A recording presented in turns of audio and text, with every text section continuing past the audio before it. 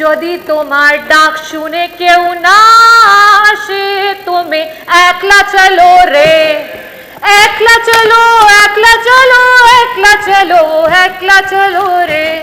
हम I love जय श्री कृष्ण कह सकते हैं, हम आई लव वाहे गुरु कह सकते हैं, हम आई लव जीसस कह सकते हैं, लेकिन आई लव मोहम्मद कहने पर इस देश इस प्रदेश के बच्चों को गिरफ्तार किया जा रहा है। क्या ये है वंदे मातरम?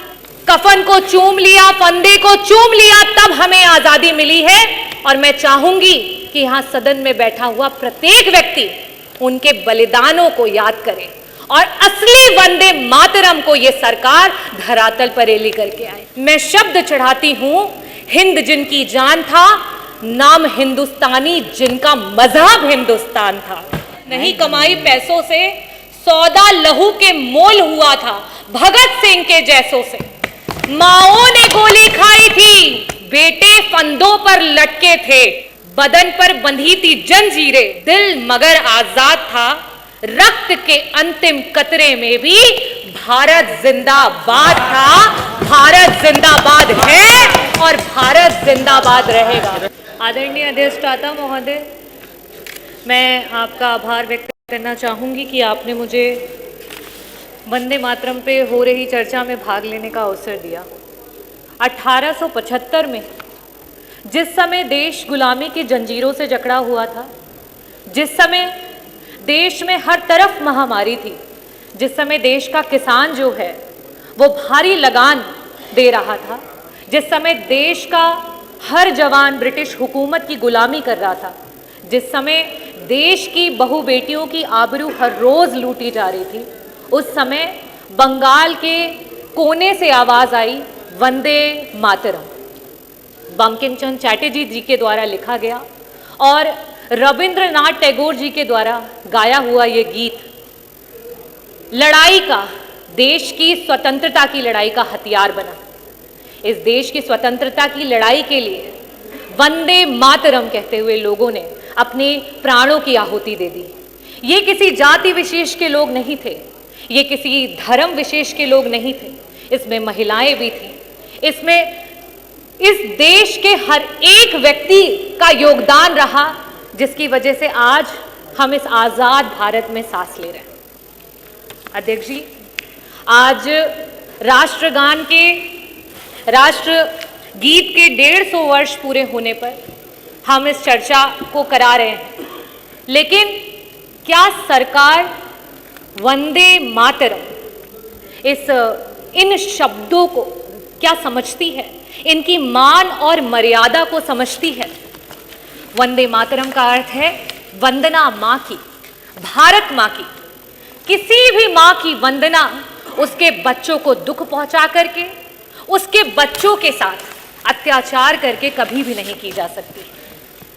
अधिष्ठाता महोदय, यह सरकार की कैसी मातृ वंदना है जहां हर रोज मां के बच्चों के साथ अत्याचार हो रहा है, उनको तिरस्कृत किया जा रहा है।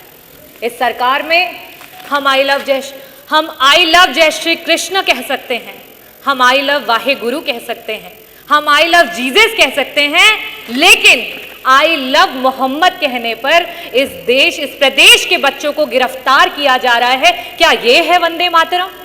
मैं कहना चाहूंगी अधिष्ठाता महोदय, आज जब प्रदेश का युवा नौकरी मांग रहा है तो उस पर डंडे बरसाए जा रहे हैं।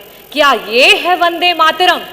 आज हर जिले के कोने कोने में कहीं ना कहीं हर रोज अखबारों में हम सुन रहे हैं कि किसी महिला को सताया जा रहा है या तो जलाया जा रहा है। क्या ये है वंदे मातरम? आज इस सरकार में जो दलित हैं उनकी मौतों का आंकड़ा छुपाया जा रहा है। गोंडा में संजय सोनकर को पुलिस के द्वारा मार मार कर, पीट पीट कर उसकी हत्या कर दी गई। क्या ये है सरकार का वंदे मातरम? जब बाहुबलियों की बात आती है तो उनको संरक्षण, और जब एक पीडीए की बात आती है तो उसका भक्षण। क्या ये है वंदे मातरम? जब हम बात करते हैं एक आम आदमी की तो वो महंगाई की मार में चलता चला जा रहा है। क्या ये है वंदे मातरम? आज माननीय मंत्री जी नहीं है, स्वास्थ्य मंत्री जी, पता नहीं क्यों वो नाराज हो जाते हैं जब भी स्वास्थ्य की बात होती है, लेकिन जब अभी कुछ दिन पहले इसी सदन के कैबिनेट मिनिस्टर, जब उनको हार्ट अटैक आया और सरकारी अस्पतालों के इस प्रदेश के उप मुख्यमंत्री, स्वास्थ्य मंत्री और कैबिनेट मंत्री दर दर की ठोकरें खा रहे थे और आपका जो विभाग है वो गिड़गिड़ा रहा था इलाज के लिए, और समाजवादियों के द्वारा बनाए गए मेदांता में जाकर के उनका इलाज हो पाया। आज स्वास्थ्य का ये हाल है उत्तर प्रदेश में। क्या ये है वंदे मातरम? आपके पास तो तब भी इलाज का एक रास्ता था उन गरीबों के लिए। सोचिए, आज बहुत बड़ी बड़ी बातें कर रहे थे कि मुख्यमंत्री विवेकाधीन कोष से 1300 करोड़ का फंड जो है वो लोगों को मदद के लिए आया, लेकिन आज भी 5 लाख लोग प्रदेश में हार्ट अटैक से और 2.5 लाख लोग कैंसर से प्रतिदिन मरते जा रहे हैं। ना उन्हें इलाज मिल रहा है, ना उनको दवाइयां मिल रही हैं। क्या ये है वंदे मातरम? मैं अध्यक्ष जी ये पूछना चाहती हूं कि ये सरकार जो बार बार बताती है कि आप वंदे मातरम को नहीं पूछते हो, वंदे मातरम नहीं बोलते हो, क्या सिर्फ मुंह से बोलना है वंदे मातरम? वंदे मातरम का असली इम्तिहान तो धरातल पर होता है, और धरातल पर उस मां के बच्चों के साथ हर रोज अत्याचार हो रहा है, हर रोज वो पीड़ा सह रहा है। क्या ये है आपका वंदे मातरम? आदरणीय अध्यक्ष जी, मैं ये कहना चाहूंगी कि हमारे पुरखों ने, हमारे पूर्वजों ने, वो किसी एक जाति और धर्म के नहीं रहे। उन्होंने हंसते हंसते कफन को चूम लिया, फंदे को चूम लिया, तब हमें आजादी मिली है। और मैं चाहूंगी कि यहां सदन में बैठा हुआ प्रत्येक व्यक्ति उनके बलिदानों को याद करे और असली वंदे मातरम को ये सरकार धरातल पर ले करके आए। मैं पुष्प तो नहीं अर्पित कर सकती, लेकिन मैं शब्द चढ़ाती हूं। हिंद जिनकी जान था, मैं शब्द चढ़ाती हूं।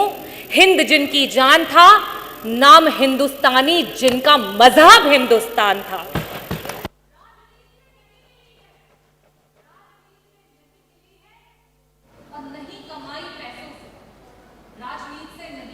नहीं कमाई पैसों से, सौदा लहू के मोल हुआ था भगत सिंह के जैसों से। माओं ने गोली खाई थी। आप बात कर रहे हैं मां की, जिस आजाद भारत में हम हैं, माओं ने गोली खाई थी, बेटे फंदों पर लटके थे। आजादी की डोली जो आज हम आजादी की डोली कुर्बानी के कंधों पर, बदन पर बंधी थी जंजीरें, दिल मगर आजाद था। रक्त के अंतिम कतरे में भी भारत जिंदाबाद था। भारत जिंदाबाद है और भारत जिंदाबाद रहेगा, क्योंकि रविन्द्रनाथ टैगोर जी ने इस गीत को गाया, और उन्हीं के द्वारा गाया हुआ एक और गीत है, एकला चलो रे। आज प्रदेश की सरकार की जो नीतियां हैं, इस पीड़ित समाज को जिस तरीके से तिरस्कृत किया जा रहा है, आज पूरे प्रदेश की जनता इस बात से जो है हामी भरती हुई, इस बात को पूरा करने जा रही है कि एकला चलो रे। যদি তোমার ডাক শুনে কেউ না আসে, তুমি একলা চলো রে, একলা চলো, একলা চলো, একলা চলো, একলা চলো রে। এই ভারত আমাদের জান, আমাদের স্বাভিমান, और এই ভারতের জন্য আমরা আমার জানটা দিতে পারছি। बहुत बहुत धन्यवाद। भारत माता की जय। वंदे मातरम, वंदे मातरम, इनकलाब। बहुत बहुत धन्यवाद। ये कुमार गौड़। माननीय अध्यक्ष जी,